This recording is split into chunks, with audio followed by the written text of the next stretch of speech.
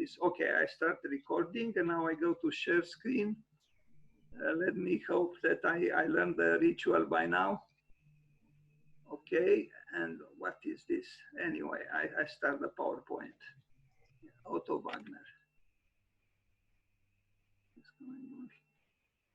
Okay, Otto Wagner, I imagine you see the PowerPoint, and now I'll start the slideshow. You see it, right? Yes. Okay, thank you. So, I'm not sure, but I think he died because of the pandemic in 1918. The Spanish, so-called Spanish virus. I learned that it was called so not because it originated in Spain, but because Spain was the first country to publicize it, to talk about it. Anyway, I don't know. But he lived, 59, 77 years, so he could have lived a little longer. Okay, so this is the gentleman, an aristocrat with some left leanings, but also, I would say, right leanings, because he was very devoted to the emperor.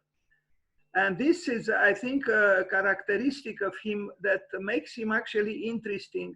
And I wonder if some kind of a melange between two systems so radically opposed in some way might not be possible again. I know I read that China has a double, ideological system in a way, and well, let's not talk about that because it's a complicated subject. This is the gentleman, the architect who later on claimed the status, the position of one of the forefathers of modernism, although Adolf Loos, I think, would have disputed that. I think he has corduroy pants. I like myself corduroy pants, especially with big, how do you call them, those lines. Anyway, he was elegant, like usually architects are, with the exception of Renzo Piano, who continues to intrigue me with the fact that he dresses very strangely for an Italian. All Italians dress well, and I keep saying this.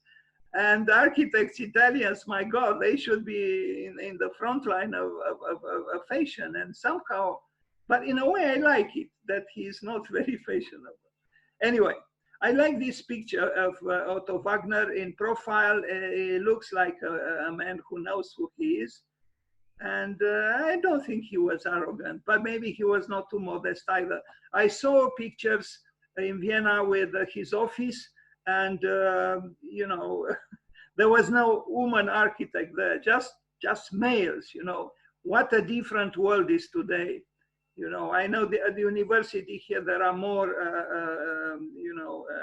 female students than boys, and it's a big change, dramatic change, and I actually salute it and applaud it. Okay.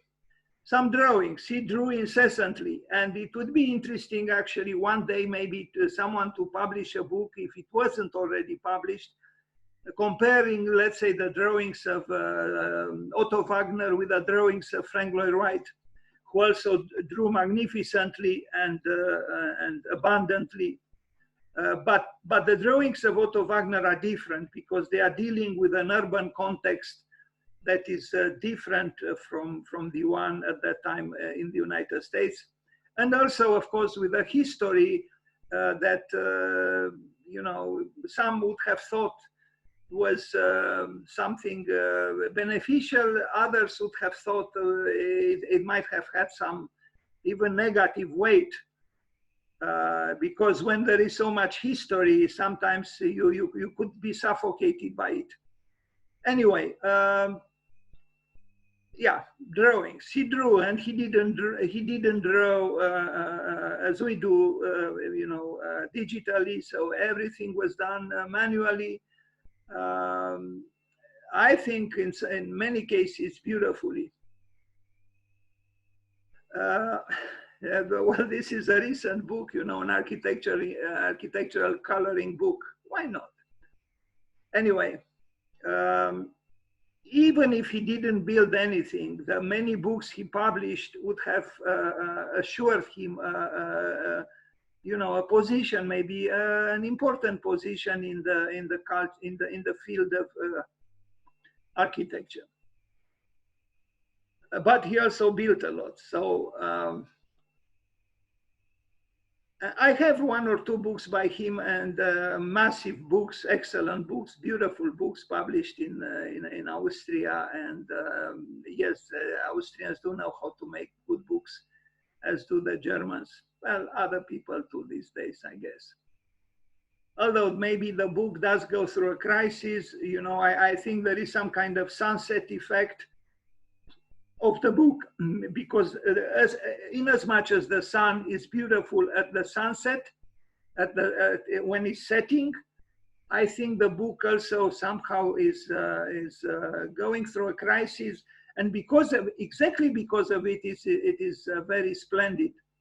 Maybe you know that Victor Hugo said that the book killed the cathedral, because until Gutenberg, the cathedral was the narrative was communicated through the walls of the cathedral and stained glass windows and so on. But after Gutenberg, the narrative moved to the pages of the book, and now the books are challenged by the media, by the digital media. So I don't know what will happen. Okay.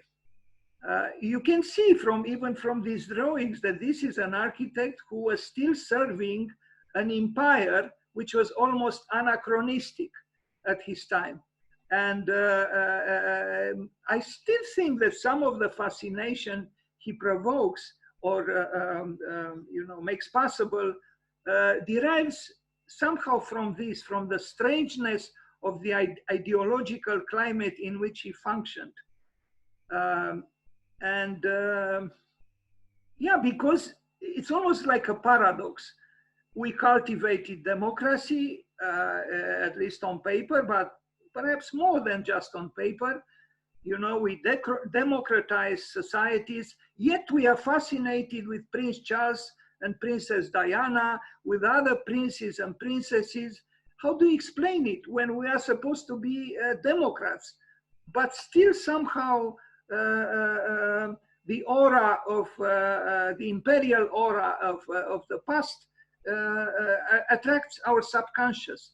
Maybe again another possible subject for reflection. His first work was actually a synagogue in Budapest, and it's actually a good building. Strangely, perhaps, it's a little more modern than some of the buildings he built after this synagogue.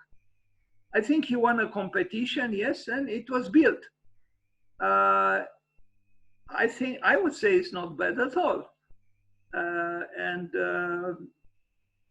Is it just nostalgia from my part? I don't know. Maybe not. I hope not. But I like it. So, you know, he was around 30, 32 years old or something like this when he built it. So he showed from that time already maturity and the power of invention and creativity, no doubt. Unfortunately, the building is not kept in a very good shape, but I think they are restoring now.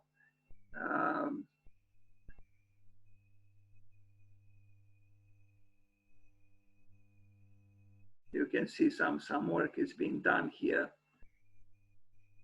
Outside, I don't know, it's part of the front, the urban front of buildings, but inside is, I think, a good work.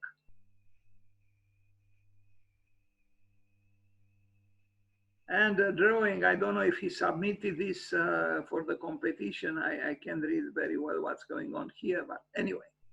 Now, please forgive me. I ask for forgiveness because I couldn't find a list of his works on the British or the English language Wikipedia, but I found it on the French one. So, and I didn't have time to, this I prepared since yesterday to today. I didn't have yet time to changed these titles, but I'll translate them, and some of them, maybe most of them, don't even need translation. It's a block of flats, a housing complex. So this would be his second building, built in Vienna. You can still see the influence of historicism, but you also see a certain originality in the way he treats the facade in terms of tectonics. It's not a big building, but it's not yet as original as some later buildings by him. But it has a level of sensuousness in a way that derives from the tectonics, which make it, I think, relevant even today. There are buildings in Vienna, plenty of them, which are much less interesting than this building.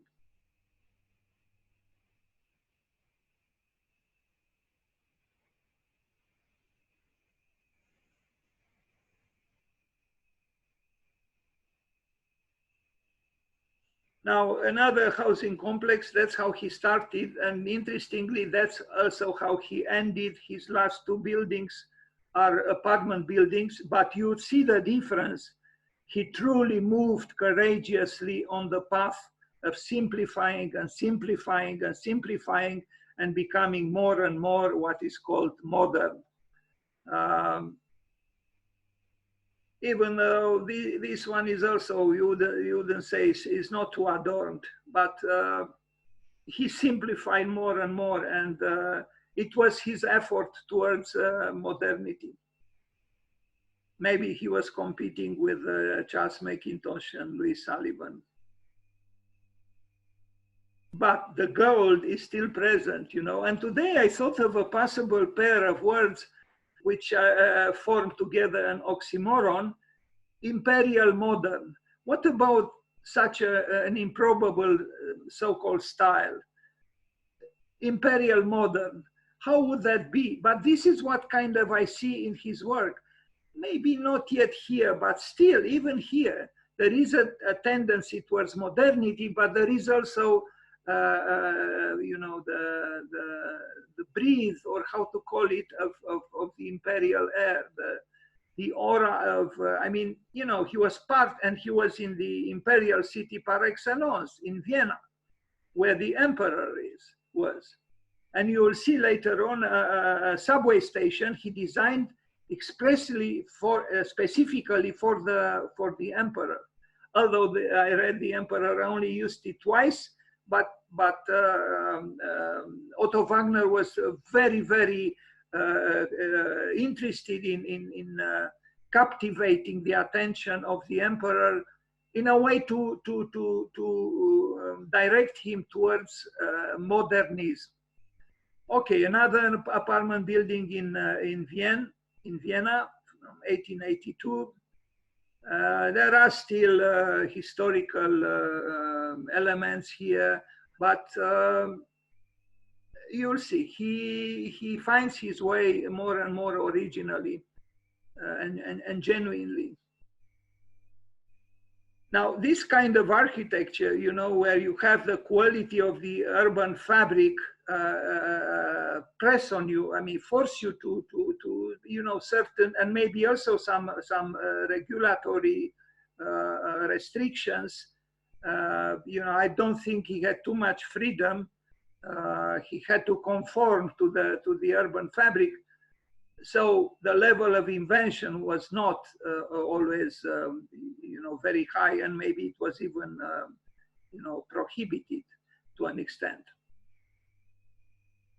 Okay, now we arrive at a bank, but not yet at the one that I can't wait to show it to you. It's a bank. Outside, again, you wouldn't know quite well what's going on. It could be, although the size of the windows could make one think that this is not an apartment building. There are some offices. But inside, you have the surprise of a dome, of a cupola. It's a public space, emphatically shown as such.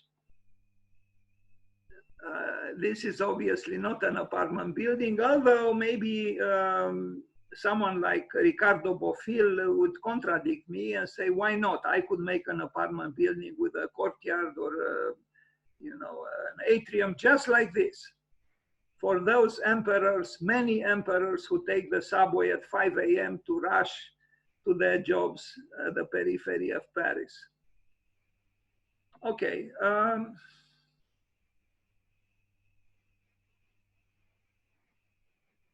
Now, this is his first house. He built 2 houses for himself and his wife.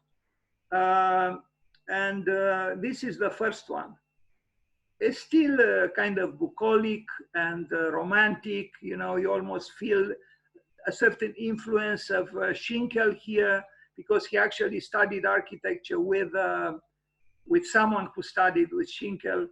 And you see a certain romanticism here that could connect him perhaps to an extent with Schinkel, another very, very good architect. And please be kind and try to remember these images with his first house, because at the end of the presentation, we will arrive at his second house and the last one, and you'll see the transformation.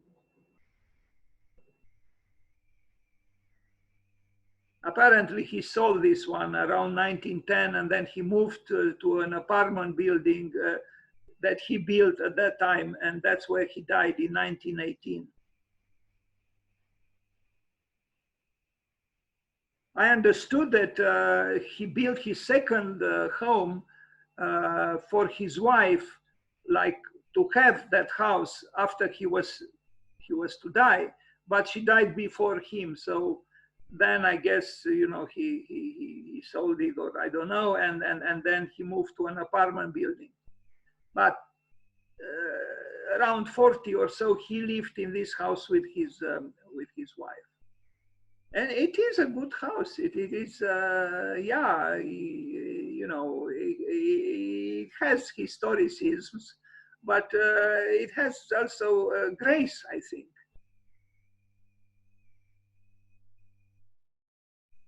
This is the plan. Of course, a generous park around it. But his idea of urbanism was actually and it was implemented in Vienna. He envisioned very wide avenues and boulevards, and he wanted to give everybody space. And, you know, he also gave himself space. So in this respect, I think he was both generous and lucky, because if he lived in the present day, the Netherlands, he could not have done it. You know, he could have such amount of space around the house as he had at that time. Okay, another apartment building from 1887. You know, he's moving towards this, at times, a little bit tiring whiteness of so many buildings. But you can also see certain ornaments. They are not, to me, they are not so seductive as those of Louis Sullivan, for example. But he can do also something else, and we'll arrive there. But still, try to imagine these buildings without any ornaments, and actually, we'll have the chance to see how those buildings look like, because he built 2 at the end of his life.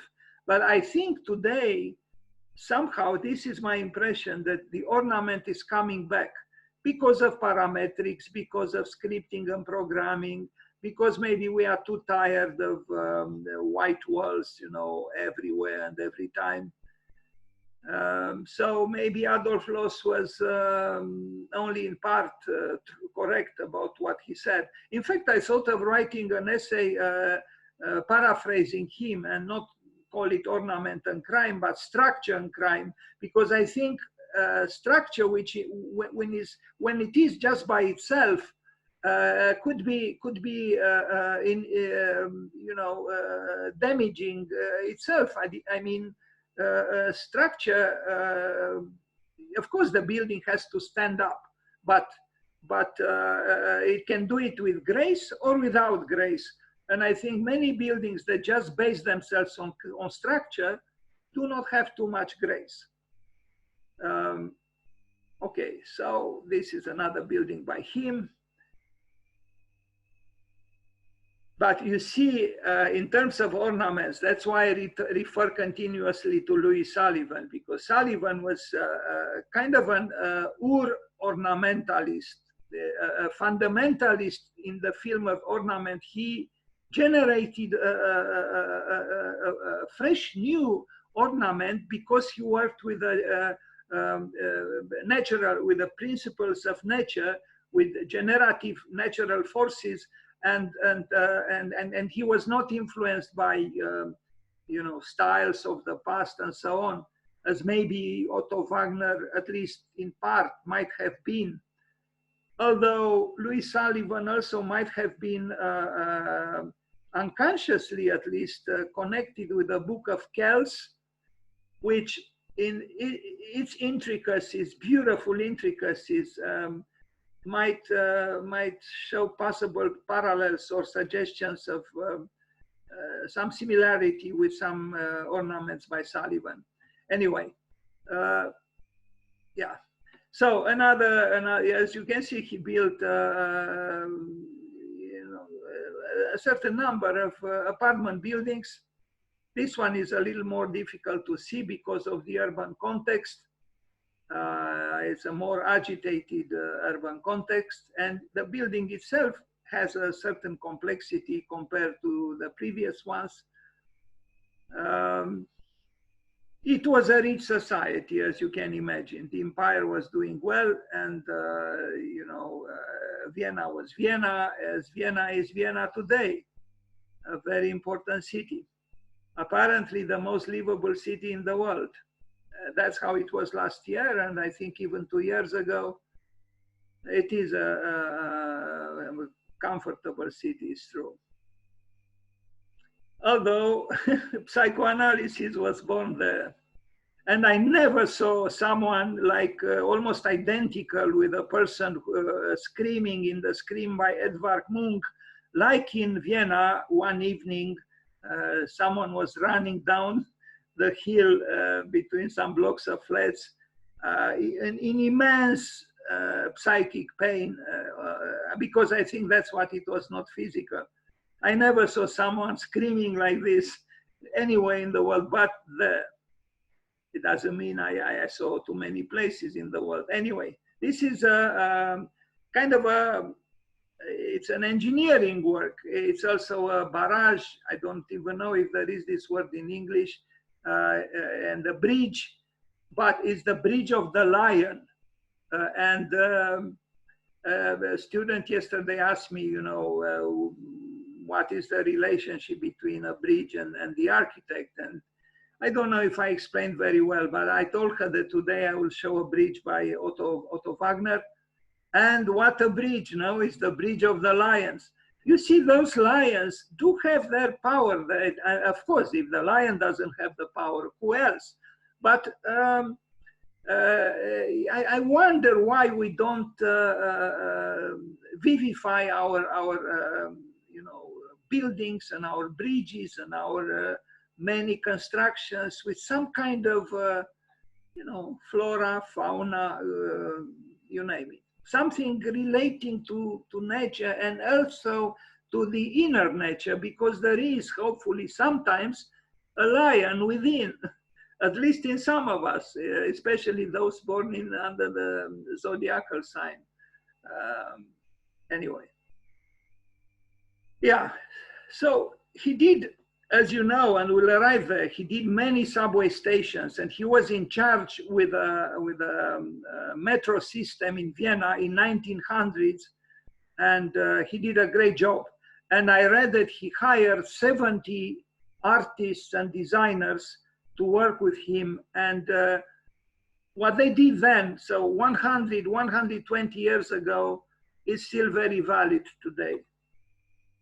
Because otherwise utilitarian buildings that subway stations are became architecture because of him and them. And this is important. So when you enter a subway station, you don't enter like condemned to death. You enter like a human being in a building designed by a human being. Will arrive there. Hello, Lions Alliance, whatever we say. I mean, it's hard to be like a lion in society because society punishes you most of the time, but some people succeed, especially certain people in so-called power. But what is beautiful here is that, yes, you have the lion, but you also have the great engineering, which seduces me equally, if not more. The mechanism, which I don't understand it really in terms of its function, but it seduces me aesthetically. And the conjunction of these three, here you have three images, the engineering, the lion, and then this figure here, I don't know, maybe a mythological figure. I think it's very interesting when you unite culturally, even works that are essentially of an utilitarian nature, but this is clearly architecture. And so, yeah, excellent work. And again, you see the importance of the unnecessary, if we can call it so, the ornament. Well, if you remove the ornaments, of course it can be done. Plus, you have even there are here sophisticated engineering ornaments, but I'm not talking about them now. I think these additions to the structure, to the engineering work, add richness to what is built.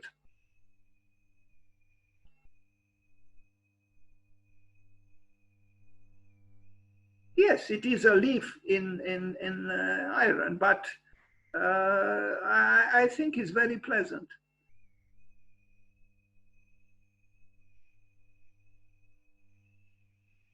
When are we going to do something like this again? Because I don't think it would be a loss, but it has to be done to use the logo or the motto or the credo of the secessionists.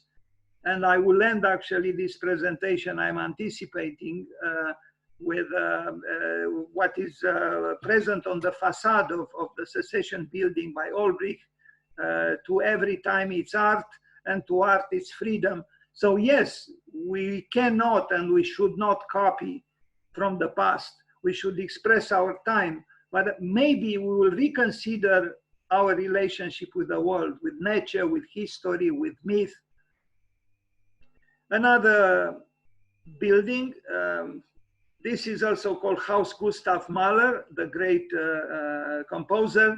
He lived there for a number of years, and I think then it became the foundation. He didn't live badly, I mean, or poorly. It's it's a little smaller, but you could easily, house in this house 5 families, if not more. Anyway, or some young struggling architects or artists.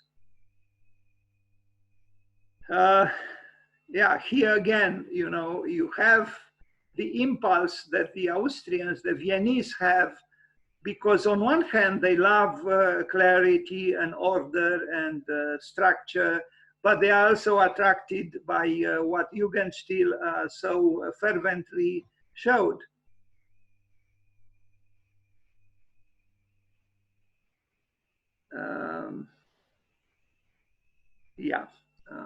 In fact, this year there will be a big celebration. It's a big commemorative year for Adolf Loos.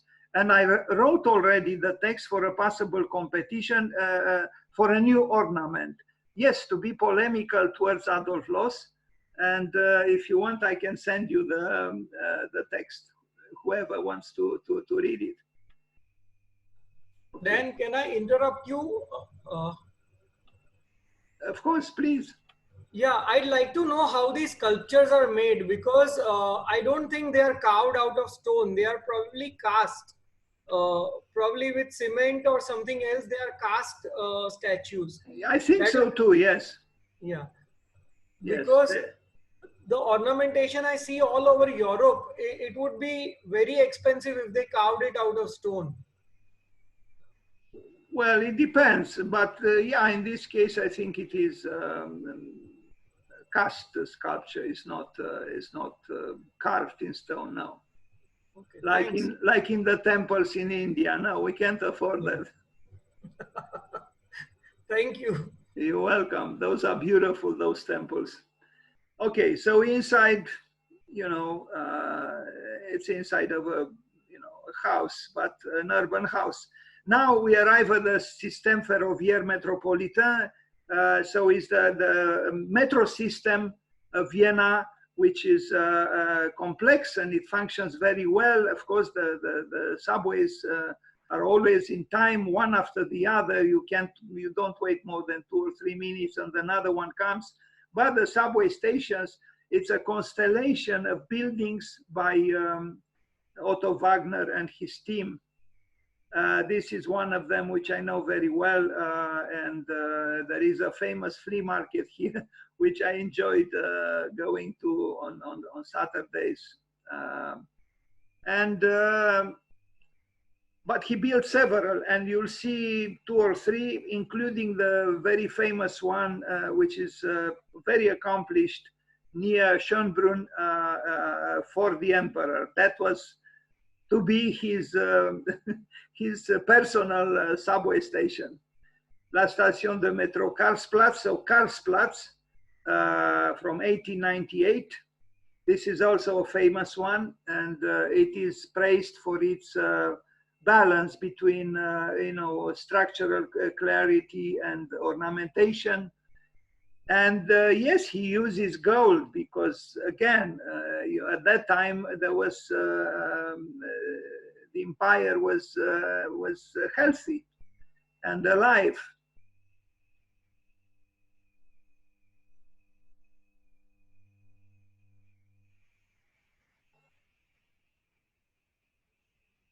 Now, you will see the Imperial Court Pavilion at Hietzing Station. Is a fine building, and if you didn't visit it, but if you one day will arrive in Vienna and you'll probably go to Schönbrunn, is across the boulevard, the avenue, and not too far away from the entrance to the Schönbrunn Palace. We'll talk about that palace soon because it will be the birthday of Fischer von Erlach, the great Austrian architect who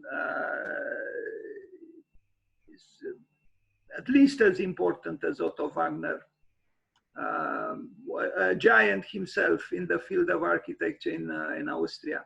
So construction of the Stadtbahn, a metropolitan railway for Vienna, was the biggest infrastructure engineering project in the city around 1900.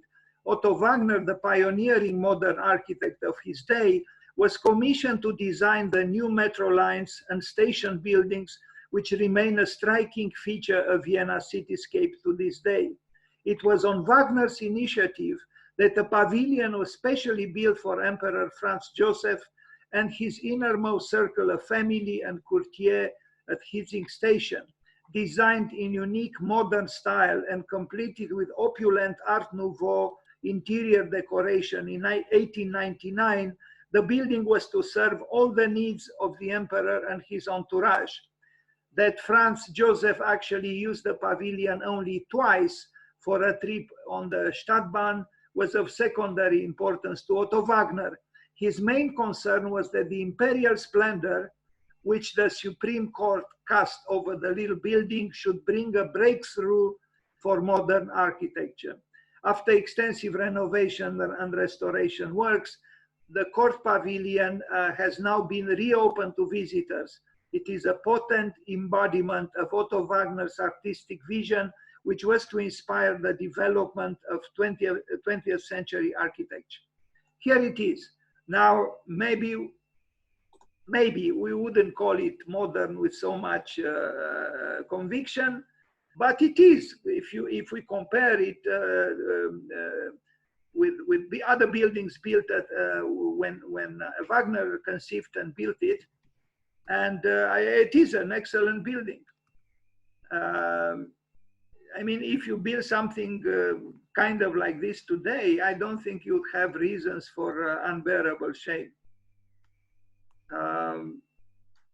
Of course, it was built for an emperor, and it shows both outside and inside.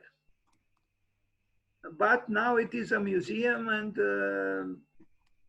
well, you know, it can be visited.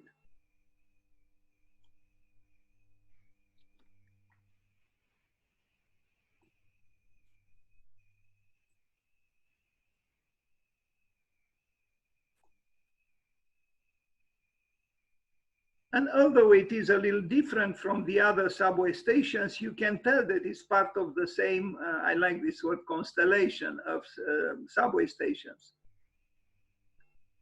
And isn't it nice when you see a, you know, approximately modern, you know, subway emerging from underneath the building, which is, you know, less modern, but maybe to an extent timeless.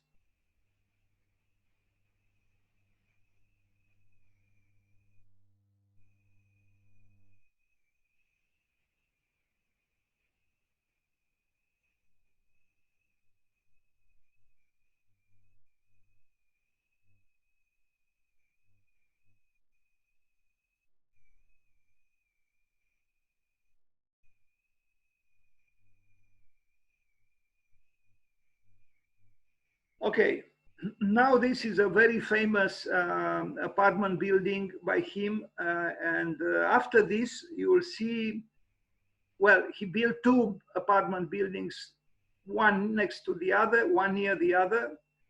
And after you see both of them, you will see a project done by a young architect who lives and works in Vienna, and who studied at the excessive program at the Institute of Architecture, a very iconoclastic intervention exactly on the second house by Wagner that you are going to see. So it's the, you know, the rebellion of the son against the father, if I am to use some kind of psychoanalytical, you know, language.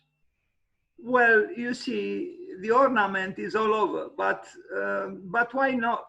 I mean, I know that Adolf Loos was mad against ornament, but he was not against the ornaments of marble, which he used. And just like Mies also used ornamentation, plenty of it actually in the Barcelona pavilion, because he used expensive natural materials that had so-called built-in ornaments.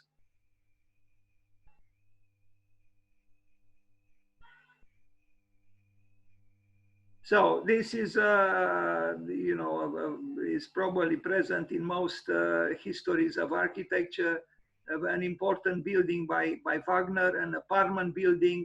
But you see even here that it was conceived at a certain time where there was a certain aroma, if I can call it so, the aroma of a successful empire, opulent, rich, cultured. And this ornamentation makes some indirect or quiet references to that.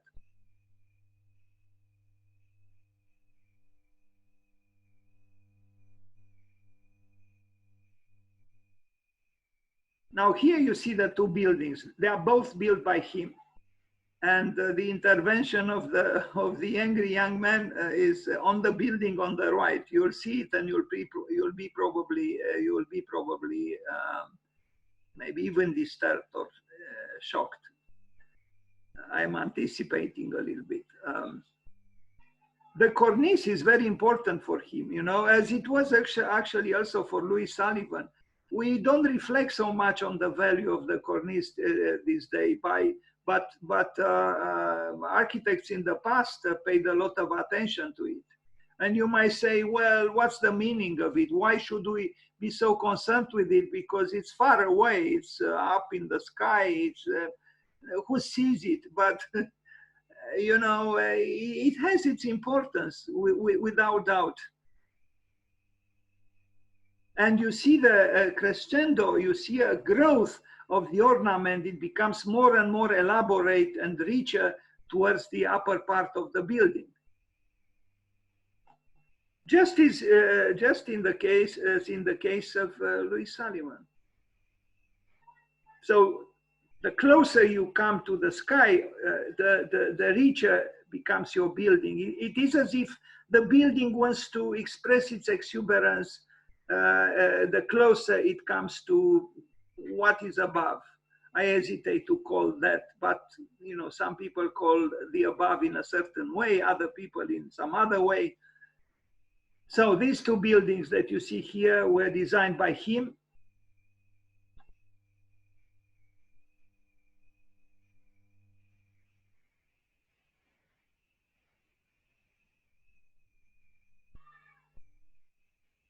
And the famous market that I mentioned to you happens just across the street from this building. So, okay, now this is the other building.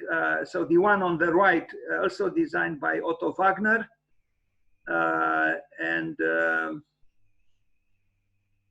It's a building, it's called with medallions, and it refers to its ornaments, actually. And you see them on the facade at the superior part of the building. There.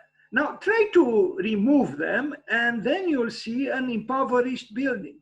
But actually he himself removed them as he grew older and as modernism progressed. So, you know, and also he was coming, the empire was coming to a closure. Anyway, an interesting time.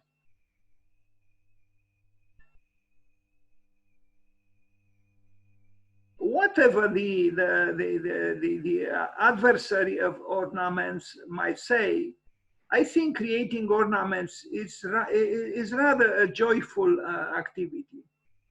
And we deprive ourselves of this joyful activity.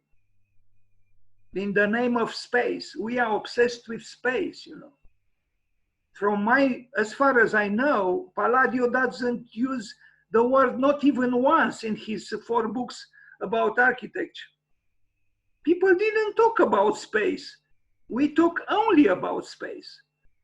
You know, Wolf-Prix says, you know, I want to create interesting spaces. But space in itself is not sufficient if you don't have the right tectonics, if you don't have the right materials, if you don't have the, you know, the certain intimacy, a certain, I don't know, it's important to connect with the building in other ways, not just through the space, I think.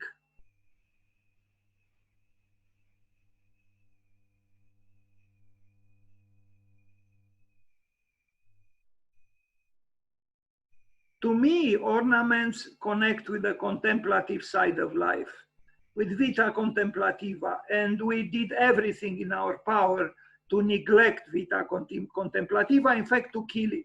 So we are only concerned with activism, vita activa, to be active, to produce, and consume. If it would be possible not to think at all, not to contemplate at all, not to meditate, although there are many meditation centers, of course, specialized, but I'm talking about that, you know, individual contemplation that one has naturally, not going to a guru or to an ashram or I don't know what. It's actually incredible how we diminished the spiritual life of humankind. It became, you know, almost non-existent. In our busyness to cover the earth with asphalt and concrete and so on, and then rush quickly to Mars or to some other planet. Okay. I think the young architect who will show his project after this, and I wanted to invite him to this presentation, although he probably works now in Vienna, but you'll see his work. It was done, his name is Gonzalo Vallo, and at one moment he was the assistant of Hernan Diaz Alonso, the excessive program at IOA in Vienna, Institute of Architecture. And now Hernan Diaz Alonso is running, is the director of SciArc in Los Angeles. And Gonzalo is, this was a postgraduate program. So they were young architects who entered in this program, and 1 semester and a half they studied Maya, and the other 1 semester and a half they did their diploma using Maya.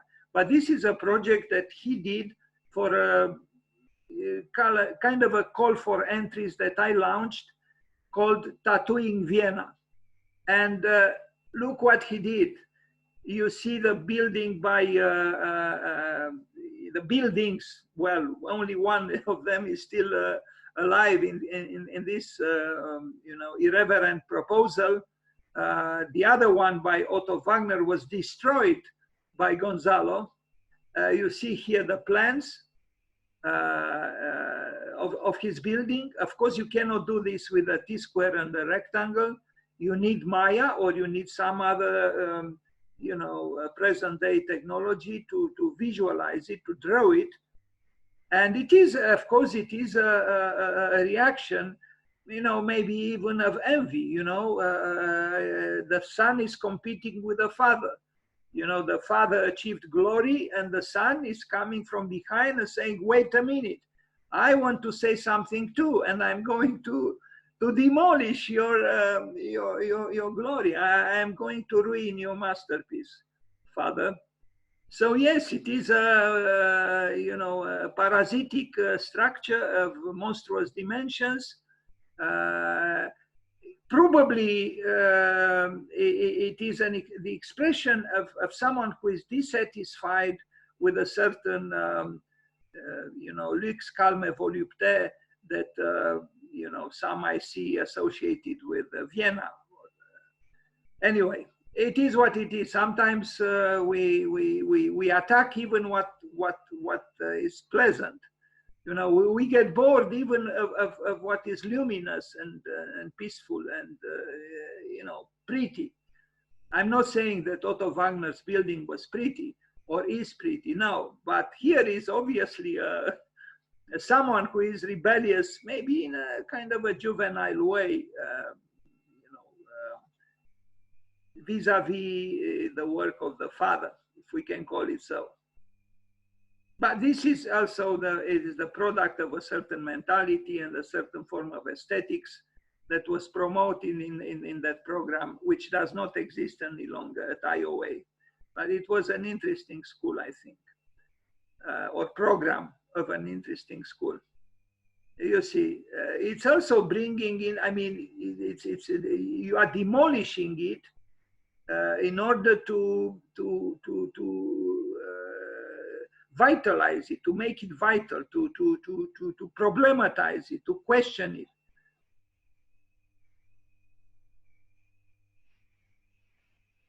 I will show you another, because I wanted to discuss with you about this phenomenon, that how come that in a matter of, well, yes, there are about 100 years, but what changes occurred in our life and in our society and in our technology and our conception about architecture, that we arrive here where we express our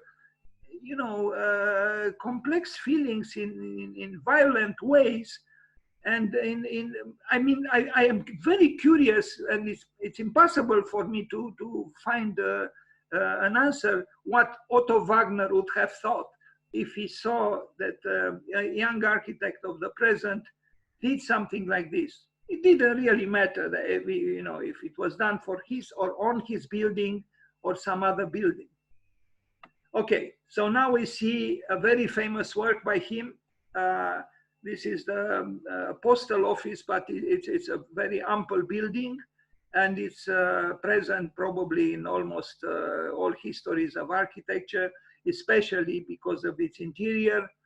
Of course, it is an imperial post office, and I mean, who would think of placing such sculptures, reassuring sculptures or statues on the top of our post offices?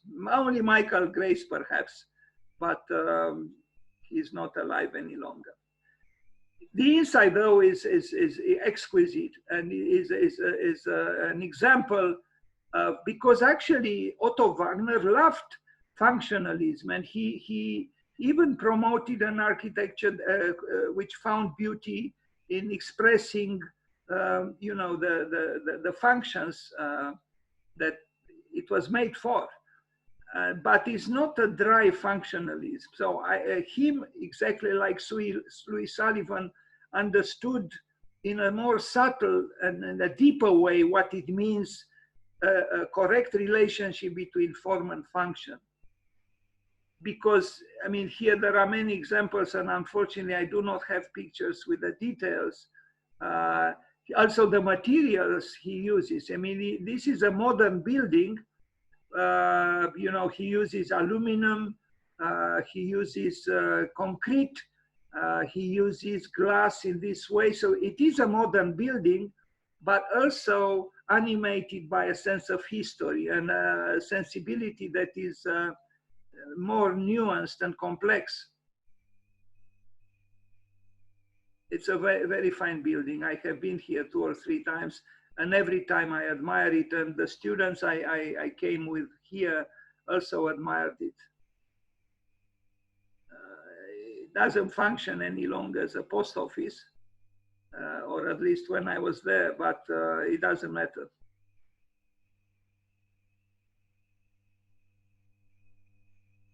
Yes, it is a glorious, now I use the word myself, the forbidden word. Is not forbidden space. But again, that it is a lion, or it is some kind of statue that connects with a mythology that I do not know. But the value of sculptures is easily noticeable. This is the plan. It's a palace. I mean, it's the mother of post offices, or the father. This is not any post office. And you see, the facade has its own skin, which has character. It's not an indifferent skin. It has something to say itself, in a discreet way, but noticeable.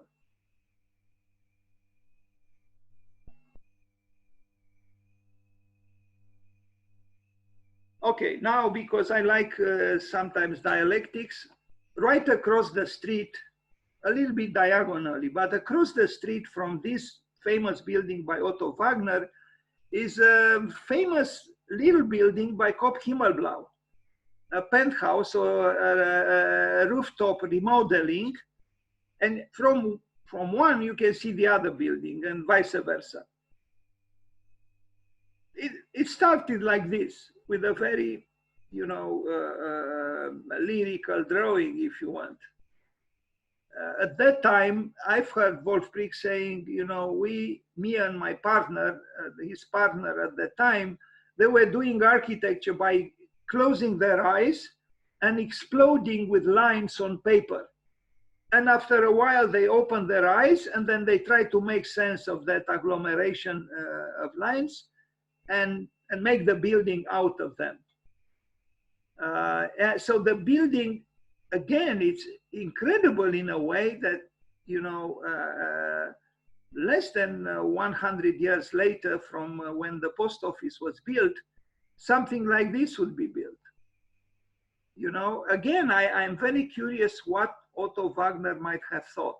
But considering that he understood the value of the present and to be in the present, he probably would have agreed with it.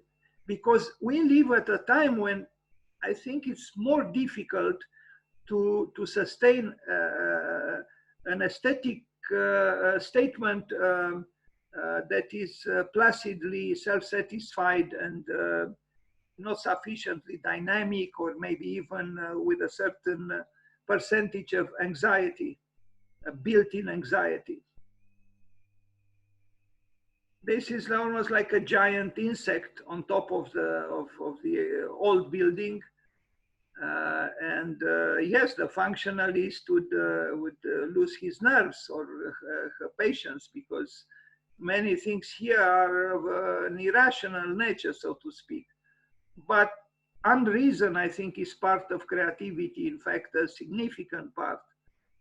So this building deserves to be known.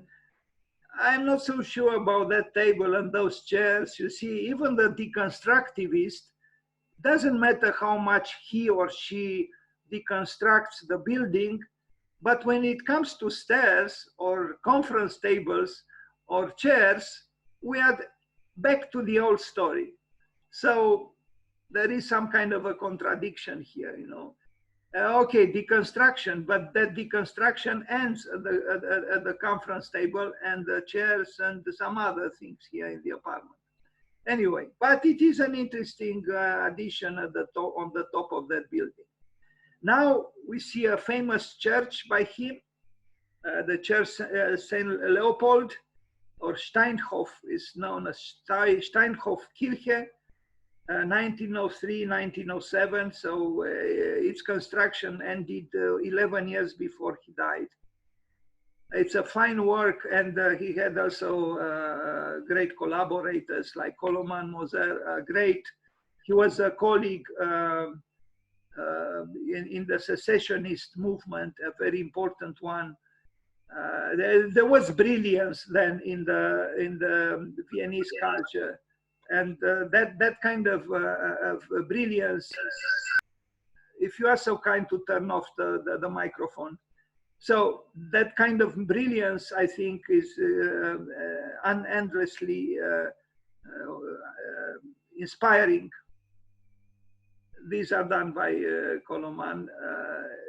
You know, again, you know, there is narration here, there is ornamentation, there is a richness which is almost incomprehensible for us now, because we do not narrate anything through our buildings.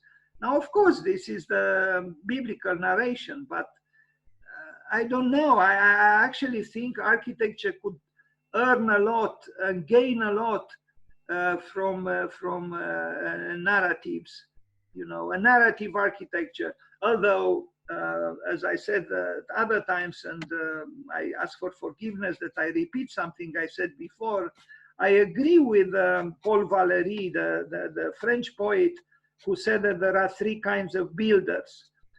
First is the builder who places a stone above another stone, and he's a builder. Then there is one who places a stone above another stone and makes them talk, speak. And they are master builders. He is the master builder. But the third one places a stone above another stone and makes them sing. And his name is Eupalinos l'architect, or the architect. Indeed, if this doesn't sound too kind of old-fashioned, the architect makes the stone sing, but this is an exalted language of a French poet. We do not think in these terms any longer. You know, I don't think there are many schools of architecture in the world who would encourage their students to do singing architecture or to make the stones sing. But essentially, it is about this, yes.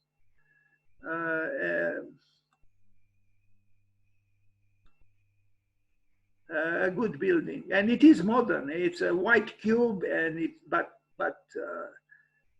there are many levels of richness here.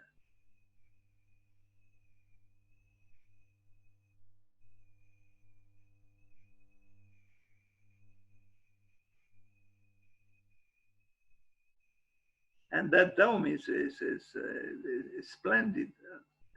Anyway, I'm envious, of course.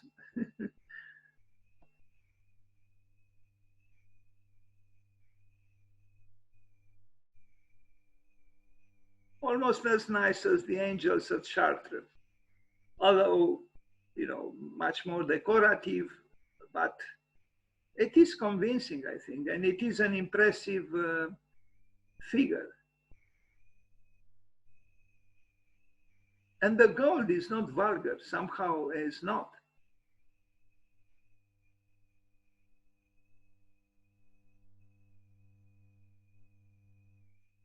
Okay, now we see this. I only have two images, and it's not very clear to me what's going on with this building.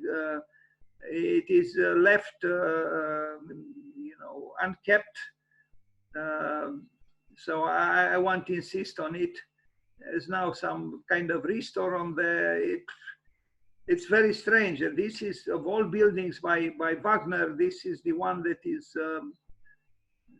as if it was not designed by him. But it does look like an interesting building. I don't know why it is not kept in a better state. Anyway, and now we see the last, or not the last, we'll see a few other works, but this is the second villa he built for himself and his wife in 1912, so 6 years before he died. And I read that he built it in order to, you know, for his wife to have a house after his death, but she died before him. Now, if you compare this building with the first one that you saw, you see the change. Yes, he still uses some ornaments, but otherwise the geometry of the building is, I mean, there is a level of austerity here. This is not related in any way any longer with Schinkel, as the first one was. It's a resolutely modern building. Yes, it has, you know, some ornaments, but otherwise is stripped to essentials.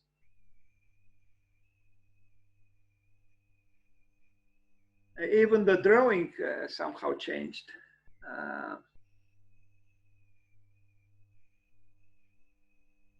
Time passes, of course. And this is the plan. It's not such a big house.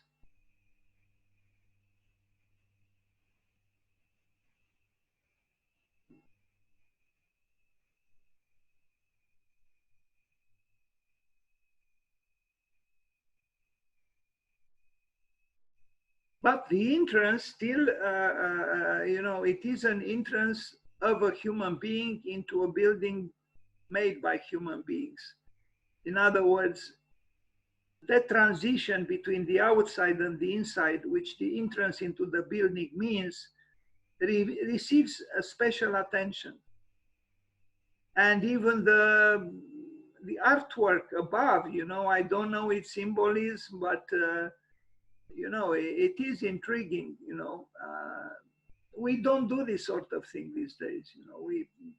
We don't think about what it means really, the entrance into a building, because we have no time really, you know. I mean, we are busy with creating special spaces, and of course the large programs we are dealing with do not allow us to think in such sophisticated way about a mere entrance into the building. The Villa Wagner,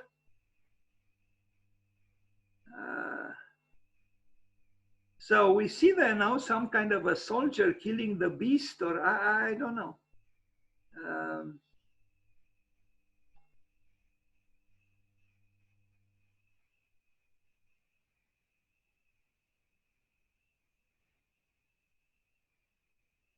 I don't think I have the energy today to also present Joseph Hoffman and Joseph Plechnik and Olbrich, but it would be very interesting to actually see his students continue, you know, and also diverge a little. You know, he was a great teacher, Otto Wagner, you know, not just these three who became famous, all right, but other architects formed by him became very important architects. So not only that he changed himself, but he also this shows to me that actually a good professor, a good teacher, a good educator is someone who himself is kind of like a student, and you know, is continuously learning and evolving, and the students, I think, if they are lucky to have such a professor, they are formed in this spirit of being continuously open, continuously challenging themselves and challenging society. In other words, being agents of transformation of society and life, as architects should be, and not banal, you know, service people who just serve and serve and serve. You know, I think there is more to an architect and should be more to an architect. Okay, so this is the image with the first villa, and that he built for himself years earlier, and this is the new one. So there is a change. Gone are the columns, and other things are gone, but it's the same architect. Now we will see his last two works, two apartment buildings, and he lived in one of them, the second one in Döblergasse, were erected on two adjacent parcels. They clearly show Otto Wagner's interpretation of the urban apartment building. In their simplicity, the buildings reflect socio-economic conditions. In the Döblergasse, building was the last city apartment of Otto Wagner. He lived there from 1911 to 1918, as well as his last studio. This building housed the Otto Wagner archive from 1985 to 2003. First, we see the first one, but they are next to each other. He didn't live in this one, he lived in the other one, and we'll see it. It's kind of, you know, similar to the house he built, the second villa he built. If you remove that, you know, decorative part of the building, you know, the second floor, the mezzanine, you arrive at a building strikingly modern, in a way maybe even more modern than the one built in by Adolf Loos in the center of Vienna, maybe.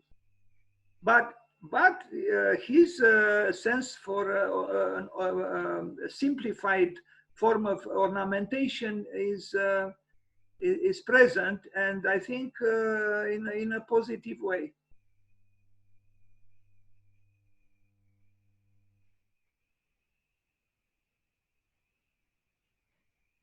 Even the drawing is, you know, yes, time passes, and the manner of drawing is also a little bit different from his early works.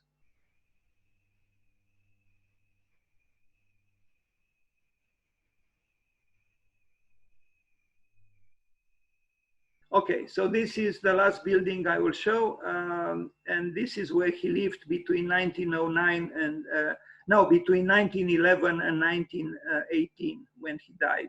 He died in April in 1918. This is a building that, you know, could have been built today. Instead, it was built 110 years ago. So you see, he lived here from 1912 to 1918.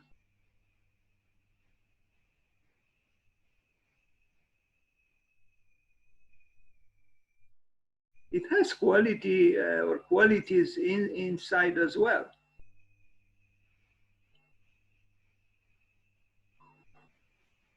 The Vienna Academy of Visionary Art, today I found out when I prepared this PowerPoint presentation, is located here in this building. So there is such an academy for visionary art. Interesting.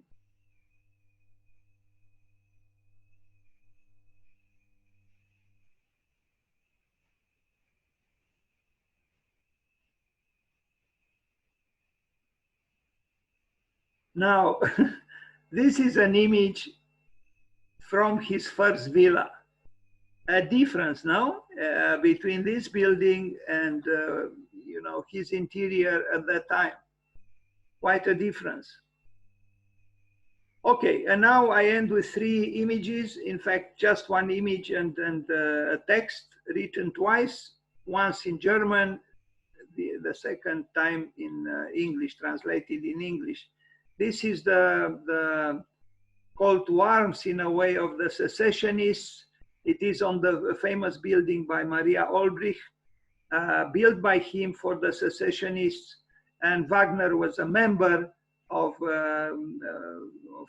this rebellious group of brilliant artists and intellectuals. And what is written there in German, I don't know German, but I know what it means, and der Zeit ihre Kunst, der Kunst ihre Freiheit. In English is, to every age its art, to art its freedom. And I think this is a beautiful way to put it, and it is, I think, an appropriate way to end this presentation, because I think it is something that we should remember, that yes, to every age its art, and to art its freedom. And we have to fight for the freedom of art, and we have to fight to find the correct form, the appropriate form of our art for our age. Thank you. But I have, and I am not completely out of energy. I will show you what I prepared about Red Vienna, because it was done by his students. And I think you will discover an interesting Vienna, a Vienna that had left leanings, was almost communistic, was some kind of, you know, very interesting time when many intellectuals flocked and artists to Vienna, because Vienna was red. And so allow me to show you, it's not a big presentation. Red Vienna, where is it? Red Vienna, okay. A very, very interesting experiment, and it lasted for a number of years. Let me see, slideshow. Okay, from the this is written in a different language, but it means Red Vienna. The Karl Marx Hof.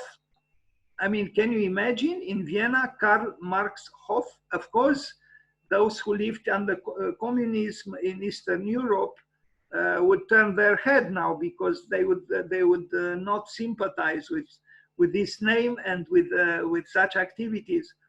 But I think there was something noble and legitimate, because there was a great need after the war for housing, and there were many people who couldn't afford the house.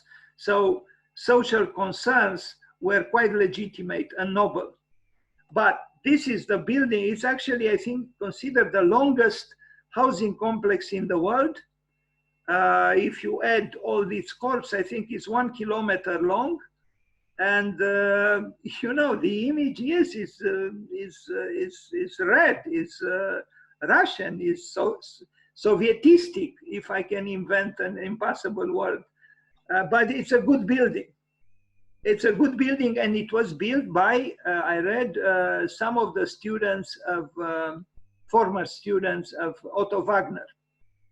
And I admire this when architects, elitist architects, as Otto Wagner certainly was, and working for the emperor and so on, he also had sympathy for those who were less privileged, and he taught his students to have a similar empathy. And from this empathy, very interesting large housing complexes were born in Vienna, you know, a little bit less than 100 years ago. I personally like that a city like Vienna also has something like this. And I think architecture is impressive. And as you can see, it was a success. Of course it was a success, because so many people didn't have a home, and now they had a home. And it was a home designed by skillful architects, generous architects, formed, educated, inspired by an equally, talented and generous man, that is Otto Wagner. This is the courtyard. There are several courtyards. It is a big building. It's quite complex. It's huge. That's what I read. That if you add up all those segments, that around the courtyards, and it's 1 kilometer long. I had all kinds of social programs inside the building, kind of like l'unité d'habitation by Le Corbusier. You see here, I don't know what they are, washing machines or I don't know. But social life,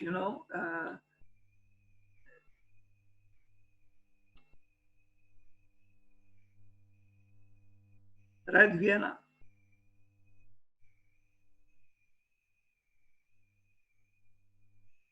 Well, Bernard Tschumi thought that architecture is all about events. You must have an event, to animate your building. It doesn't matter how beautiful and alive the building might be. In the absence of an event, it becomes sterile. Well, the event is right here, as you can see.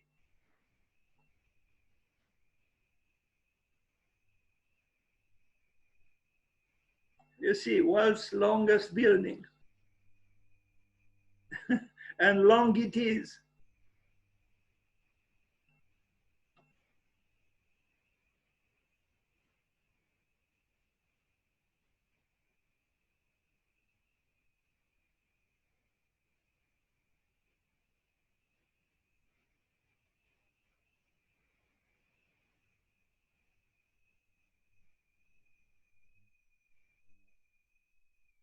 I mean, even inside, there are, like these images are not, so without architectural interest. This is the ideogram, the graphic symbol of Karl Marx Hof. But this is not the only complex of buildings built around that time serving this function. No, there are others. Some very interesting, some kind of a medieval modern, not imperial modern, but medieval modern. I hope I have some images here.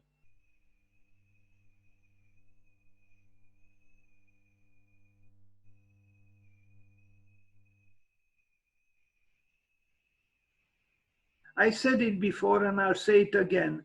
It saddens me that some of the so-called stars of today didn't dedicate their talent and their, abilities to build, social housing and programs that are not for the, just for the divinities, for the privileged ones.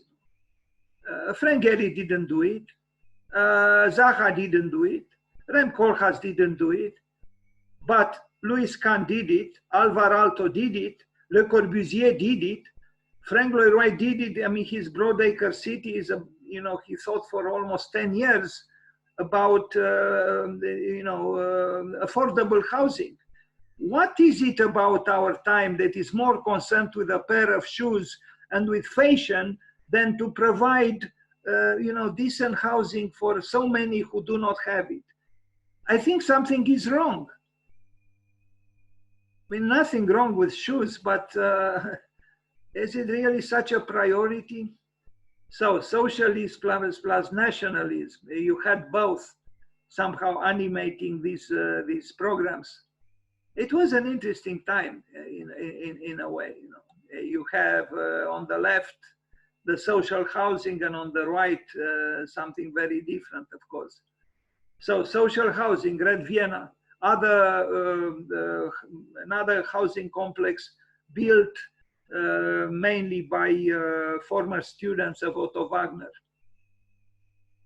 Römannhof, this one I visited. well, seen from today, they don't seem to be so social housing. That is, they seem almost luxurious, no, with fountains, and you feel you are in Florida at some kind of upper class, upper scale hotel. But no, it's social housing from the 30s. Another one, Joseph Hoffman. This one is a very interesting building, actually. Let me see. Yeah.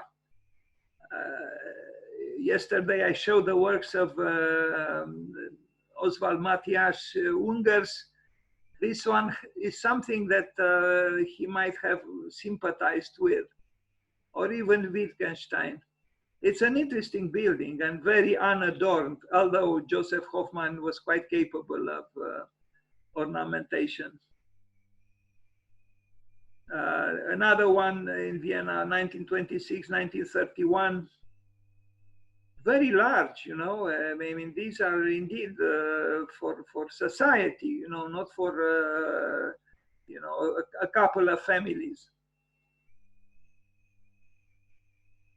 I actually feel there was something luminous in those years, in the sense that the misery and the tragedy of the First World War made people more compassionate and more solidary. You know, there was solidarity. And I think we need solidarity again. It was too much private obsessions in the world for a good number of years. I think solidarity is a good thing, you know, and because you feel less alone, and it's important to feel less alone. We don't actually need a lot, you know. We don't need a lot of riches. Life actually could function quite well with a few things. If you are exuberant, if you have the chance to manifest your creativity, if you are part of a social group that shares your interests, if you also have time and place for your own introversion, if there is more contemplation in the world without becoming, of course, lazy, because we do have to work. I guess it's the predicament of human beings. But wisdom always came from the contemplative ones. It's known. Now the yogis, they were not active. They were active through their thoughts, but not through, you know, producing unending numbers of shoes or whatever, cars. That's not what a holy man or a yogi does. Another smaller one, but still interesting. So again, it moves me to see the fact that the architect, an accomplished architect, even after his dying, after his death, he was still present through his students. He was still alive and active in the life of Vienna through his students, and I think this is what an educator has the chance to do. Now, I think this is a website about the social housing experiments of Red Vienna. Yeah. Okay, that's it. Now, you know, I know from yesterday that for about almost 2 or 3 hours, people were, you know, very patient. But then after 3 hours or 2 hours and a half, slowly, some people began to leave. And so I don't know what to do. It's 1 hour and a half since we started this. I can show you, as I said, because today is the birthday of a very important Victorian architect, Gilbert Scott, George Gilbert Scott. I could show you, since it is his birthday, yeah, allow me to show you also 19th century architecture, but from England, from the Victorian England. And I think in very different ways, the quality of building in England at that time was remarkable. So Sir George Gilbert Scott, whom William Morris hated, and maybe the hatred was reciprocal, was born today, just like Otto Wagner, but not the same year. So I'll start from the first one. I think Victorian architecture to me is interesting, and it could be a springboard for interesting experiments today. So he died at 67. William Morris called him the happily dead dog. Can you believe it? The hatred of, well, he wasn't really an architect, William Morris, but he manifested himself in the field of architecture and, you know, textiles and ornamentation, and he was an important cultural figure. But look at the language, it's unacceptable now. I mean, how could you talk about, you know, one of your colleagues, after all, the happily dead dog? Incredible. So the Sir George Gilbert Scott, the unsung hero of British architecture. This is how this gentleman, Simon Jenkins, described him in The Guardian, you know, in 2011. He was immensely successful. As I said, I read that he built 800 buildings. Now maybe there were not 800, even if there were just 80, and still would have been great. But he looks like a determined man and, you know, an able man.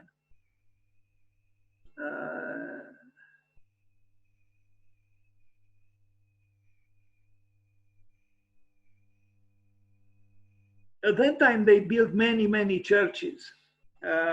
You know, Pugin built about 40 cathedrals. I mean, can you believe it? And he died at 40. And Gilbert Scott also built a lot. It was incredible, you know. Of course, it was a very powerful society, you know, an empire itself.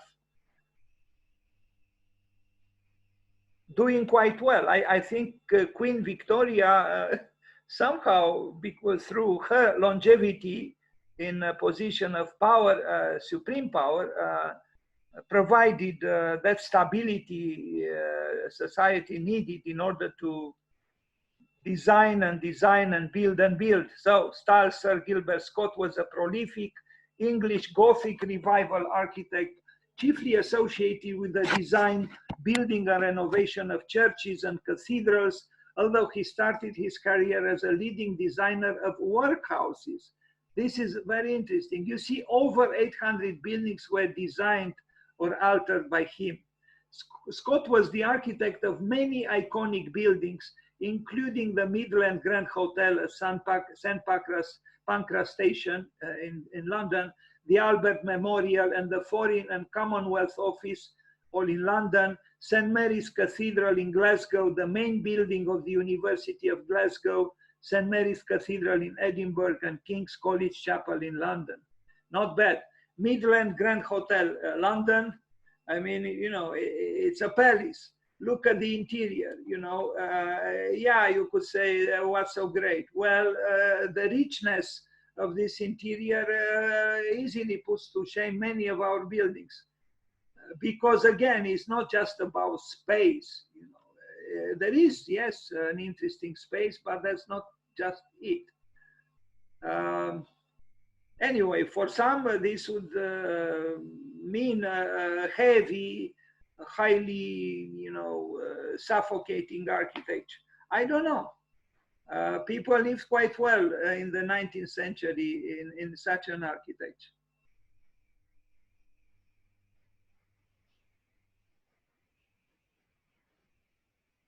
I mean, if you compare the building across the street with this building now, is the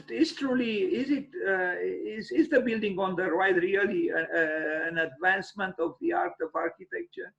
I'm talking about this building here, compared to this one. You know, what's so great about this really? Or this one for that matter, or even this one for that matter. So, of course, we are subjective, but there is a but, I think. Okay, we move. Yeah, the spire is probably too tall. I think it is for my taste, but, you know. And plus, there are interesting things here, as you can see. You know, on one side, the building curves a little bit, and strange, I think, but interesting. The Albert Memorial in Hyde Park in London.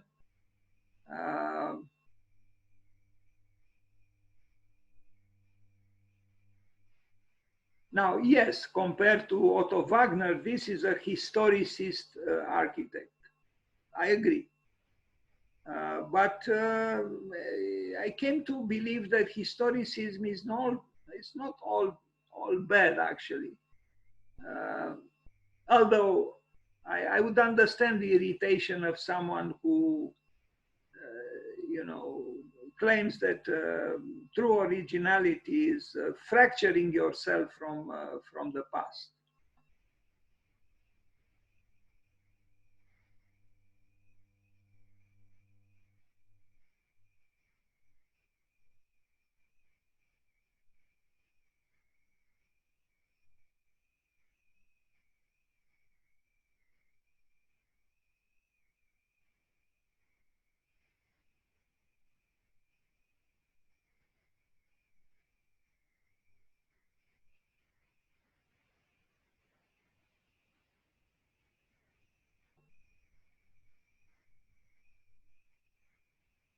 Quite a rich urban context here.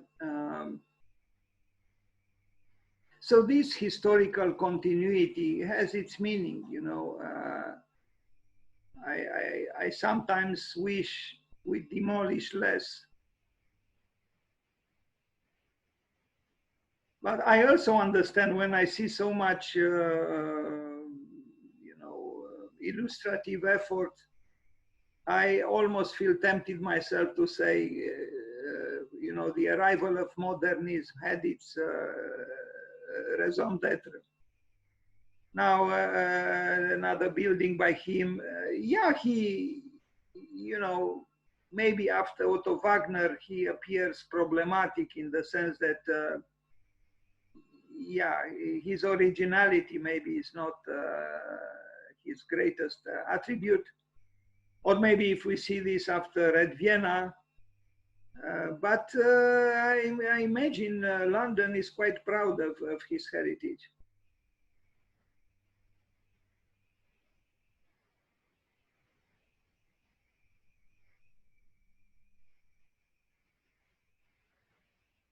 St. Mary's Cathedral in Glasgow.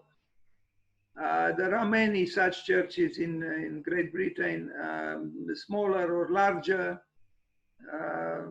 I don't know exactly what his role was, if he designed everything or from the very beginning, or some are, additions or restorations. Some are more graceful than others. There was a great concern. Apparently, he was very active in the field of saving a lot of old buildings.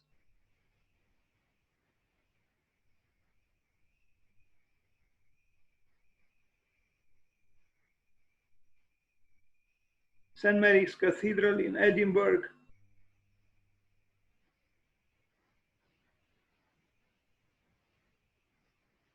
Sometimes the cathedrals built in the 19th century, I don't know, I lived for a short while in Paris, and there was near where I lived a cathedral built in the 19th century.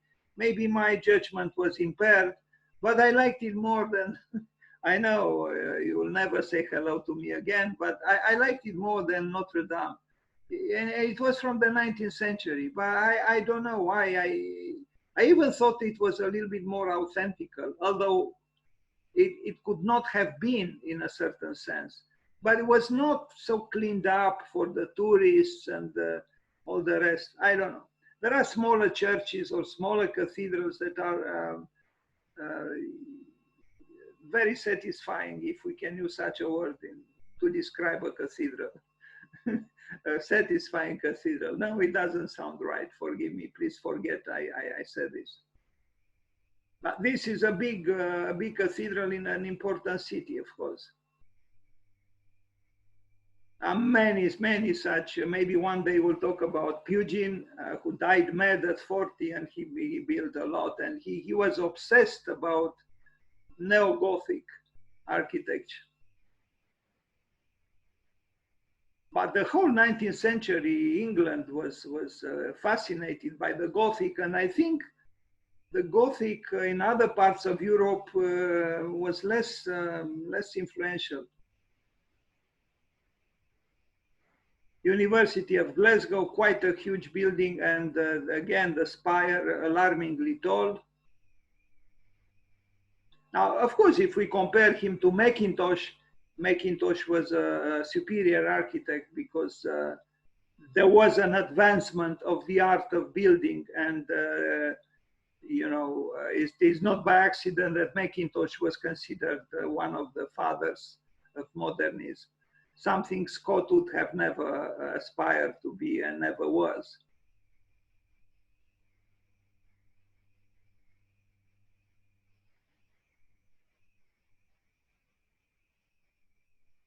Now, if the tower had half the height it has, maybe the building would have been better, maybe.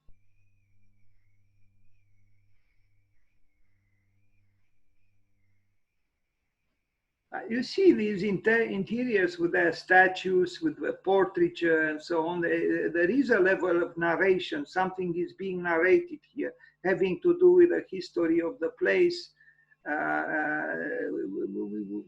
We don't narrate anything. There is no memory, you know, in our buildings. There is no continuity. It is as if we were never part of a continuum. And I think that's problematic.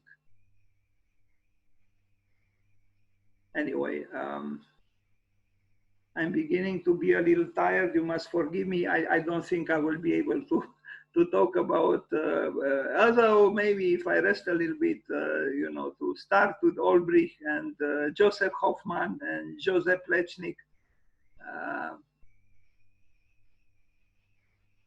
The students, the former students of Otto Wagner. King's College Chapel. What an opportunity to do a lot of good architecture here, you know, an opulent society, building a lot.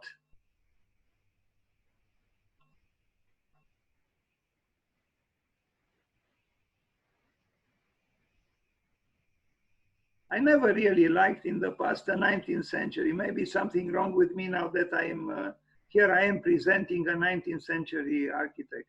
I never liked the 19th century. I always skipped it, you know, always going from the previous centuries directly to the 20th and now 21st. But somebody said we become what we hate. So I guess this is what is happening now. That's it. Thank you very much. I'll stop for a while. If you want to say something, I'll be glad to be silent. If some people are still here, and yes, some people are still here.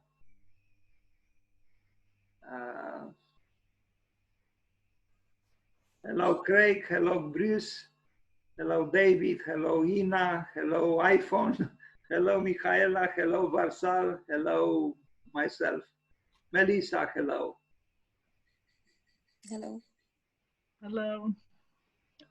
So, what do you think? I just felt like I could add that. I don't hear you very well. If you are so kind to. Can you hear me now? Yes. Well, about Gothic revival, it's a bit funny because when we were presented with this style in school, they were telling us that yes, it was interesting and it's very ornamental and they really put a lot of thought in it, but that basically the 19th century was a time of stagnation in architecture, and that engineers, well, architectural engineers were doing much more interesting things. Do you agree with this? Well, I think there is a little bit of truth here. It depends.